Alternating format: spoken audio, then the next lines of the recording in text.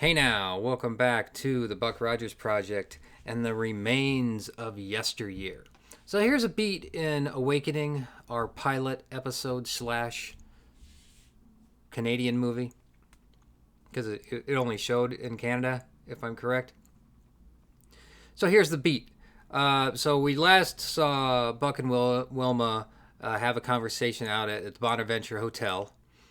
And I was just watching the conversation just yesterday on one of the versions of the pilot, and there's not I didn't talk about the conversation yesterday, and I probably don't have time to do it now. But some good lines in that about Buck's take on living in diplomacy and goodwill, and that's not the quote. I'm butchering it, but it'll get you a city with a bubble around it. So here's why there's a city with a bubble around it, because sometime after 1987, or very shortly, almost immediately after Buck leaves. In fact, this is a beat that they explore in season 2, which I look at as just in another quantum reality, but we'll leave that alone. Long story short, because I got a lot on my mind, this is I'm going to call it Arcadia, because I can't know how to, it's like it's all right, after getting my thoughts together here quickly,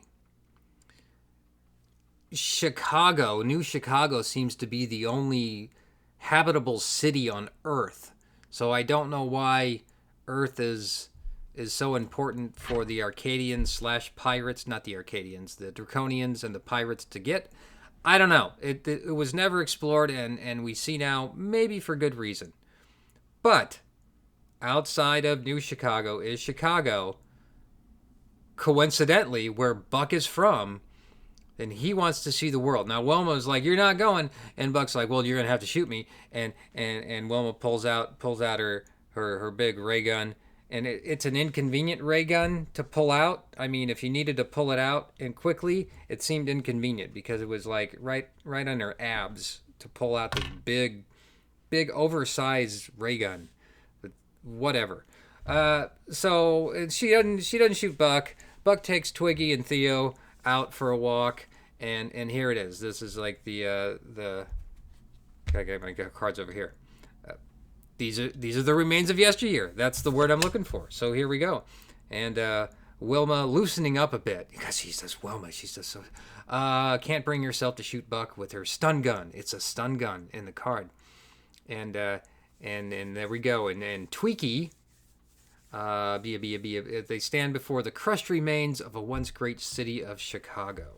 And what do we also find in the city of Chicago? We find the Mutant Peril, a la like Omega Man style, where they're out there. They're on some kind of universal backlot. You know, maybe this is Mayberry. I don't know. But so this is the Mutant Peril. Another beat not explored in the show or the pilot, but I guess the mutants live out there.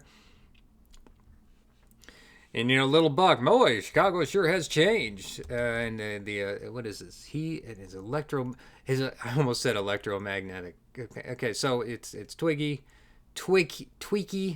I'm never gonna get it right. Let's just go with me. Our heroes, so mutants, and they're doing some stuff. They're like clanging on pipes to scare folks, and there's gonna be a chase, and this scene doesn't quite track, because so these mutants are coming after Buck. I mean, this is a life-threatening thing. Buck's not paying attention to him at all. He finds he's on State Street, and he's like, this is it. And for some reason there's a cemetery on State Street, and he happens upon the graves of his family. So the suspension of disbelief this is a tough one, and here we go. This is the fate of Buck's family, and there were no, I don't know, there was a line about why are there no years, and they're like, well, the catastrophe happened so quickly, and there we go. So fate of Buck's family. Yeah, just a nearby graveyard suddenly. The chances of that, even the chances of even Buck being from Chicago and then landing in New Chicago. And I suppose I keep thinking about this too, because in the original novels, everything was set in Niagara, which makes sense because you have the water and as a source of electricity, right? That was a big thing. Chicago's next to the great, Lake Michigan, obviously. So I guess that's where we're going. I don't know, and maybe no one did either. Buck stumbles upon the tombstone bearing the name Rogers. So this is what became of my parents and brother. And there we go. Now, at the same time that this nice little touching beat is happening, the zombies, the Mutant Peril, they're still running toward Buck and Tweaky. So you're trying to do two things at once in the scene, and I don't know if it quite works. So, suddenly Buck is shaken out of his doldrums about, it was my family, because he's surrounded by the mutants. Yeah, hey, clanging metal rod, see? That came earlier, though, but whatever. And so we're just... Did I get the... No, the order's correct. Not when I was watching. Okay, so all this is happening. These cards are out of order, really. So, but there's no bizarre rescuer. That comes later. So we have... Oh, yeah, no, we're good. We're good. So I guess Buck and his friends are now surrounded by the mutant creatures. And they're just doing this. Gil Gerard is not really playing this up at all. He is... Well, here's why. Okay, I can justify the performance because Buck, I think up to this point, he's uncertain, and this is from his conversation he just had with Wilma. He didn't believe any of this is real. So that could be an excuse why none of this makes sense. Because it's not real. We know this. And the larger argument, which I pulled from another book. So I didn't want to get to this right away, but I read it not too long ago, and it's been in my mind, and it's a good theory, and I appreciate it. And it comes out of... Hold on now. It comes out of By Your Command.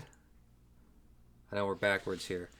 Stevens and Moore. It's an overview of all of the classic BSG, but you can't do an overview and annotations of Battlestar, the 70s Battlestar, without discussing Buck Rogers, because the two series were running at the same time and they're produced by the same group of folks and have a lot of crossovers. And it's an argument just as an afterthought in their introduction here that makes sense. It's standing you right in front of the face, almost like you are number 6 or whatever the prisoner number was. It's the lyrics to the goofy song from Awakening. And I talked a little bit about this already, but what kind of world am I going to find? Will it be real? Or just all in my mind? Okay, and these two argue that that the whole thing, the whole of Buck Rogers here, is a self-aggrandizement / softcore pornographic fantasy in the mind of a dying astronaut, with Tweaky as a kind of ambulatory phallic symbol. Yes. Okay. That's very valid and very important to understand.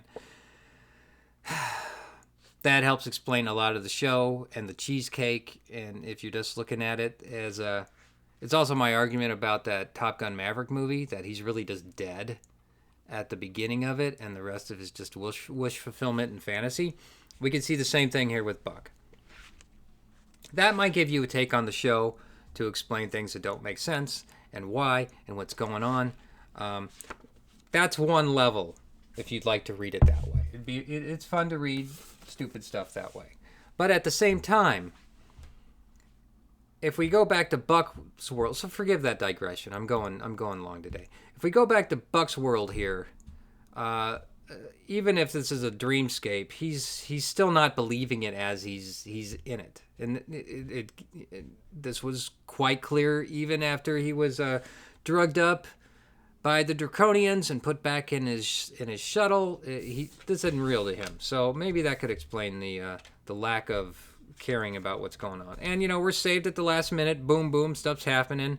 We see some sparks, laser blast, and blast rockets, and abandoning, and boom, boom, boom. And I gotta go through and run for cover as the other card. And here we just see some of the mutants with their stick, and they run for cover.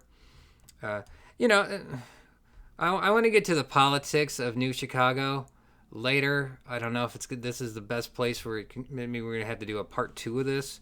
And I think I am, because I talked too long about just the fantasy stuff.